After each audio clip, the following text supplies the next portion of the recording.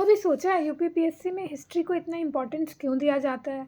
Reason syllabus नहीं है, reason है उत्तर प्रदेश का रोल इंडियन हिस्ट्री में। तो आज हम बिल्कुल स्टार्टिंग पॉइंट से देखेंगे हिस्ट्री होती क्या है और हिस्ट्री को यूपीपीएससी इतना इम्पोर्टेंस क्यों मानता है। तो सबसे बेसिक सवाल से स्टार्ट करते हैं कि हिस्ट्री होती क्या है। तो हिस्ट्री का मतलब होता है बीते हुए समय की कहानी। मतलब पहले लोग कैसे रहते थे, क्या खाते थे, कहाँ रहते थे, कौन सा राजा राज्य करता था, किस समय पे कौन सी लड़ाई हुई थी, इन सब की जो स्टोरी है उसे हम हिस्ट्री कहते हैं। इसलिए हिस्ट्री सिर्फ डेट्स याद करना नहीं है, बल्कि इंसान की पूरी जर्नी समझना है। स्टूडेंट सोचते हैं मुझे डेंटिस्ट बनना है, हिस्ट्री क्यों पढूं? तो उसका बहुत सिंपल आंसर है। सबसे पहला अपने रूट समझने के लिए कि हम कहाँ से आए, कैसे डेवलप हुए। और हिस्ट्री का वेटेज यूपीपीएससी में बहुत ज़्यादा है, तो एग्जाम के लिए पढ़ना पड़ेगा क्योंकि यूपीपीएससी में डायरेक्ट फैक्चुअल क्वेश्चंस आते हैं। अब हिस्ट्री को कैसे डिवाइड किया गया ये समझते हैं। क्योंकि हिस्ट्री बहुत बड़ा होता है, इसलिए हिस्टोरियंस ने हिस्ट्री को 3 पार्ट्स में डिवाइड कर दिया। फर्स्ट इज एंशिएंट हिस्ट्री, जिसको हम लोग प्राचीन काल भी बोलते हैं। जब स्टोन टूल्स यूज होते थे, फार्मिंग स्टार्ट हुई, बुद्ध महावीर आए, महाजनपद बने, तो ये सिविलाइजेशन की बिगनिंग थी। तो ये है हमारा एंशिएंट हिस्ट्री। फिर आता है मेडाइवल हिस्ट्री। मेडाइवल हिस्ट्री में होता है जब राजा महाराजा रूल करते थे, दिल्ली सल्तनत और मुगल्स आए, तो ये किंगडम का टाइम है। अब मॉडर्न हिस्ट्री की बात करें तो ब्रिटिश जब रूल आया था, फ्रीडम स्ट्रगल हुई, इंडिया इंडिपेंडेंट हुई, ये आज के इंडिया का फाउंडेशन है। तो इजी लाइन में याद रखो, एंशिएंट मतलब शुरुआत कब हुआ, मेडाइवल मतलब राजा महाराजा का पीरियड, और मॉडर्न जब हमारा आज़ादी का लड़ाई लड़ी गई। एंशिएंट हिस्ट्री को भी अलग अलग पार्ट में डिवाइड किया गया।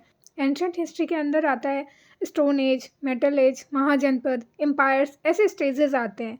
अब बात करते हैं स्टोन एज क्या होता है। स्टोन एज मतलब है जब इंसान सिर्फ पत्थर के टूल्स यूज करता था। स्टोन एज को भी 3 एज में डिवाइड किया गया। सबसे पहला है Palaeolithic, that is old stone age. इंसान जंगल में रहता था। जब इंसान जंगल में रहता था, शिकार करता था, फार्मिंग नहीं थी, सिर्फ सर्वाइवल थी, that is Palaeolithic stone age. Second है मीजोलिथिक स्टेज। इस एज में क्या हुआ, टूल्स बेटर हुए, छोटी छोटी सेटलमेंट्स बनी, लाइफ थोड़ी स्टेबल हुई, तो ये होता है हमारा मीजोलिथिक स्टेज। थर्ड है न्यूलिथिक स्टेज, इसको बोलते हैं न्यू स्टोन एज। इसमें क्या हुआ, फार्मिंग स्टार्ट हुई, एनिमल पालने लगे, गांव बन गए, सिविलाइजेशन स्टार्ट हुआ। तो देखा जाए तो रियल सिविलाइजेशन स्टार्ट हुआ हमारा न्यूलिथिक स्टेज में, ये आपको याद रखना है। तो प्रोग्रेशन कैसा है, समझो पहले जंगल था, फिर गाँव बना, फिर फार्मिंग स्टार्ट हुई। तो ये है हमारा अलग अलग स्टोन एज। अब सबसे इंपॉर्टेंट सवाल, इस पूरी ह्यूमन जर्नी में उत्तर प्रदेश कहाँ आता है, हमें इसमें से क्या याद रखना है और क्या इंपॉर्टेंट पॉइंट्स पूछता है। मैं पूरा एक्सप्लेन नहीं करूंगी, बस डायरेक्टली पॉइंट बताऊंगी जो आता है, ठीक है। तो सबसे पहले जो है, सबसे पहला क्वेश्चन जो आता है उत्तर प्रदेश एविडेंस रिलेटेड, वो है कॉपर स्टोन एज का एविडेंस कहाँ मिलता है उत्तर प्रदेश में। तो आंसर है मेरठ, सहारनपुर, मतलब यहाँ पे बहुत पुराने लोग रहते थे। पेलियोलिथिक एविडेंस के बारे में पूछा जाए तो बेलन वैली, प्रयागराज, सोनभद्रा, चकिया। एक्सकेवेशन का साइंटिफिक प्रूफ मिला प्रोफेसर आर शर्मा को। बॉर्न गॉडेस स्टैचू या स्टोन टूल्स मिला था लोहंडानला में, जिससे रिलीजन और डेली लाइफ दोनों का प्रूफ मिलता है। ह्यूमन स्केलेटन मिला था सराय नाहर राय, महादहा, प्रतापगढ़ में। मिडिल स्टोन एज का प्रूफ मिलता है। कंक्लूजन यही है, यूपी में ह्यूमन लाइफ बहुत पहले से था और इसका साइंटिफिक प्रूफ बहुत सारा यूपी में हमें मिला है। Oldest rice farming in India, Lahore देवा, शांत कबीर नगर, यूपी में उसका एविडेंस मिला था। राइस लगभग 8000 से 9000 बीसी में। तो सोचो, जब दुनिया के कई पार्ट्स में फार्मिंग भी नहीं थी, तब यूपी में लोग चावल उगा रहे थे। इसलिए ये पॉइंट एग्जाम के लिए फेवरेट है। अब बात करते हैं मेटल एज और हड़प्पन का कनेक्शन क्या है। तो स्टोन के बाद इंसान ने मेटल यूज करना स्टार्ट किया। इंडस वैली सिविलाइजेशन का इंपॉर्टेंट साइट है अलमगीरपुर, मेरठ। ये है हमारा easternmost site of Harappan civilization. Neolithic tools की बात करें तो मिर्जापुर में मिला, सोनभद्रा में मिला, प्रतापगढ़, ये हमारा इंपॉर्टेंट साइट है न्यूलिथिक टूल्स को लेके। आलमगीरपुरी में हमारा कॉटन कल्टीवेशन का प्रूफ भी मिला था। इसका मतलब Uttar Pradesh prehistoric time से डेवलप्ड और कनेक्टेड रीजन था।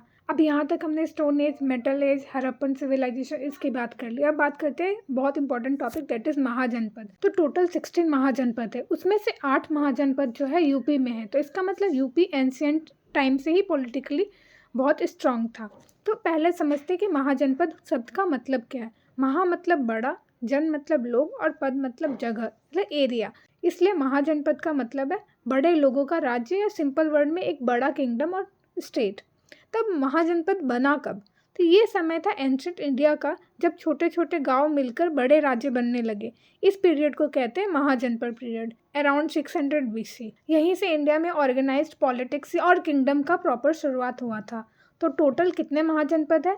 टोटल 16 महाजनपद है। ये फैक्ट बहुत इंपॉर्टेंट है एग्जाम पॉइंट ऑफ व्यू से, क्योंकि इसमें से 8 महाजनपद जो है वो यूपी में है, जैसे काशी, कौशल, पांचाल, वत्स, माला, छेदी, शुरासेन, कुरु। मतलब सिंपल लैंग्वेज में एंशंट इंडिया के पॉलिटिक्स का मेन सेंटर उत्तर प्रदेश था। अब महाजनपद इंपॉर्टेंट क्यों है? स्टूडेंट पूछते हैं ये सब याद क्यों करे, क्या रीज़न है? तो इसका 3 रीज़न है। यहीं से किंगडम स्टार्ट हुए, मतलब बुद्धा महावीर के टाइम भी इसी पीरियड का है।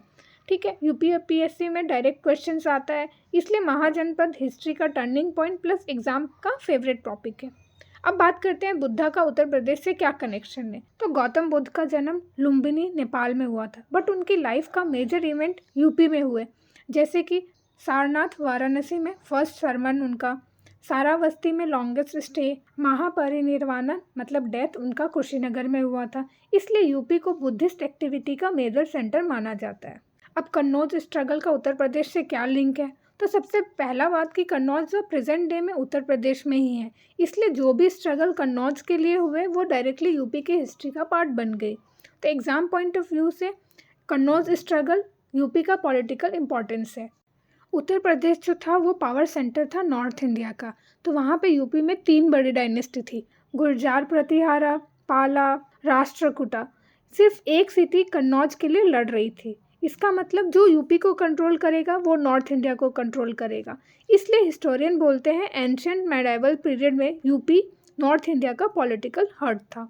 मोहम्मद गजनवी ने 1018 AD में कन्नौज पर अटैक किया।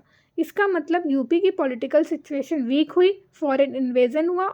इस पूरी स्टोरी से एक बात क्लियर है, उत्तर प्रदेश सिर्फ एक स्टेट नहीं है, इंडियन हिस्ट्री का बैकबोन है।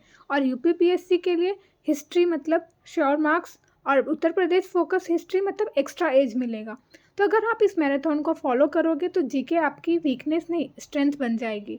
तो वीडियो पसंद आई हो तो लाइक करिए, डेंड्राश्री चैनल को सब्सक्राइब करिए, और नेक्स्ट वीडियो में हम एंशिएंट हिस्ट्री के MCQ यूपीपीएससी पैटर्न में स्टार्ट करेंगे। मिलते हैं नेक्स्ट क्लास में।